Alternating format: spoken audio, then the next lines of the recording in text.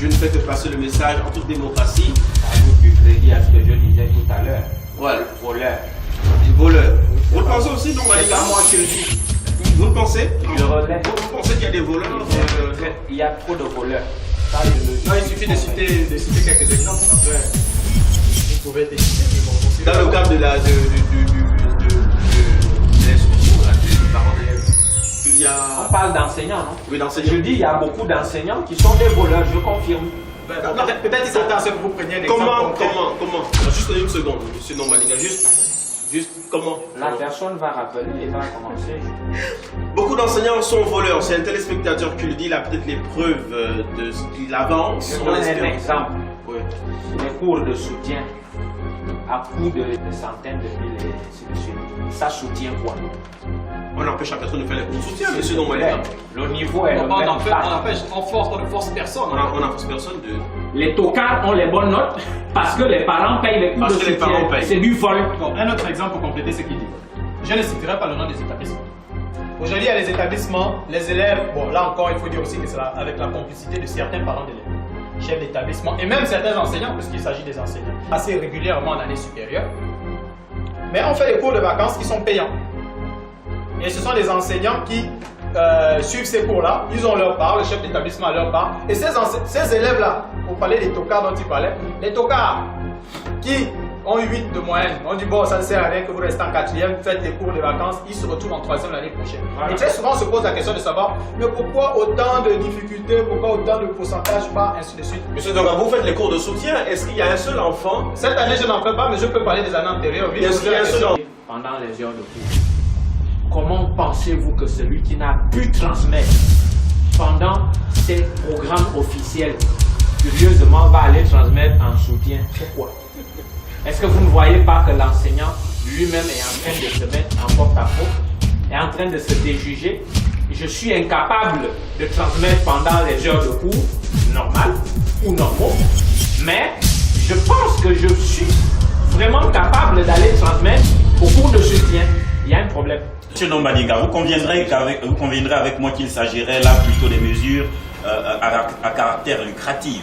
À ce niveau, cela ne concerne en rien l'initiative entreprise de manière collégiale avec les autres, mais ici, il s'agit d'une entreprise personnelle. Ce que j'ai dit, c'est de l'arnaque.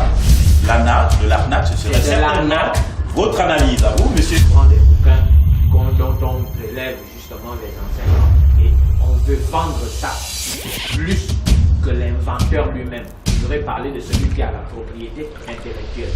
Il y a déjà ce fait. Moi, je ne me mets jamais dans ce genre de choses. Si Polycom, comment pouvez-vous être sûr que cela serait l'objet d'un plagiat? Si.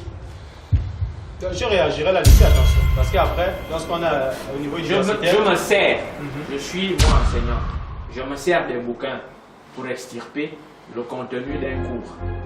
Hein? Je ne crée rien du tout. Et c'est moi l'enseignant. C'est moi l'enseignant. Je sais ce qu'il faut aux étudiants. Je me sers de quelqu'un d'autre pour extirper un cours. Je dis ce cours-là, je n'ai pas à venir m'enrichir là-dessus. C'est ce que je suis en train de dire. Maintenant, dès lors que c'est ma propriété intellectuelle, tout le monde sait comment ça se passe. À ce moment-là, on met le livre sur le marché. C'est ce que je suis en train de dire. Mais je dis, les polycopes ne sont pas un mal en tant que tels. Sauf que, où on fait des polycopes et on pond un premier exemplaire. Je termine, nous sommes sur des propositions, je suis enseignant. On prend un exemplaire qu'on remet au chef de classe, par exemple, parce que les enfants savent eux-mêmes là où on peut photocopier à moindre coût. On n'exige pas un montant là-dessus. Ils peuvent aller là où on fait des photocopies à 20 francs du côté de STFO. En quoi ça va coûter de 10 000 francs ou 15 000 francs qu'on exige du côté de l'UOB, par exemple? Le polycope est nécessaire, mais ça ne devrait pas devenir justement un fonds de commerce. C'est à ce niveau que le problème se pose et nous sommes certainement d'accord avec vous. Oui, allez-y rapidement. Pour ceux qui ont fait des études universitaires assez poussées, moi je suis pas allé très loin, on arrive à un certain niveau de la thèse doctorale, on va jusqu'à vous donner 2 à 3 ans. Parce qu'il faut faire tes recherches.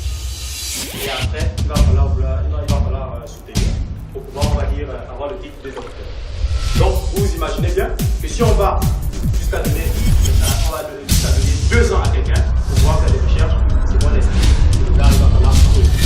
Donc, moi je voulais juste nuancer que, ok, les polycorps, certaines méthodes ne sont pas recommandées, mais il existe bel et bien des Gabonais qui ont fait des recherches, qui ont publié, et donc, et là je rejoins l'expression qu'il a employée, Oui. c'est leur propriété intellectuelle. Voilà. Et donc ils estiment, et c'est là que je le rejoins quand il disait qu'il faut mettre cela sur le marché et non l'imposer. Et voilà pourquoi j'insiste, en fait, qu'il faut réguler. Donc je voulais nuancer que ce n'est pas toujours du plagiat, parce qu'il y a vraiment des gens qui ont fait des recherches, tu sais. C'est clair. Et donc, attendez.